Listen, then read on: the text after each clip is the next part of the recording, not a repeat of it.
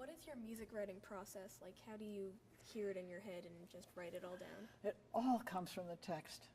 I think all the time that we speak, we're doing the first beginnings of music making. And I love the rhythms of text, the rhythms the way we speak.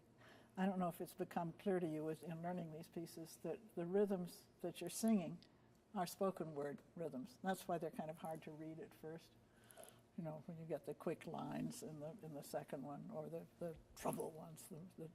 This is the way you say. We don't say trouble with one syllable and then another one. It's trouble. So that's what I write. So I'm always looking for a text, and when I finally decide on one, I memorize it. And then I move around there, I dance it. Now I dance the way I sing, and neither one would anybody want to listen to or watch. But the rhythm that the words take, they begin to take a real shape. And that's the rhythm that I write down for them. And then as I speak them, I can hear where it wants to go up and down, so that the melody is also growing out of the text. So people have asked me, well, don't you ever run out of ideas? As long as I can find a text that I want to set, all the ideas are right there. It's just, I try to climb inside that text as if I had written it myself and let the music grow out of it the way a bush grows out of a seed in the ground.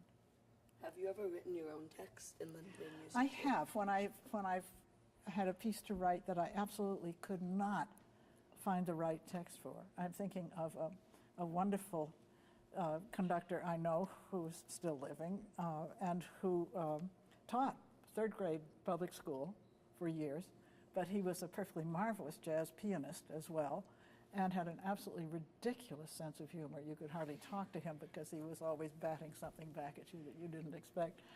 And his choir at his church that I had gone down and led and knew, and wanted a piece to celebrate his 15th anniversary of being there.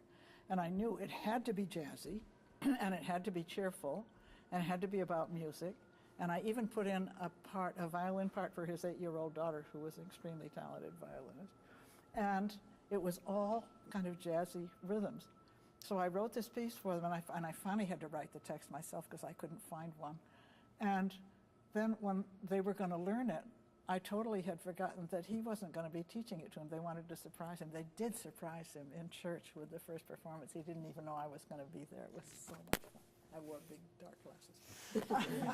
And but he wasn't teaching it, and his assistant director had none of his jazzy skills. So they had a terrible time learning it.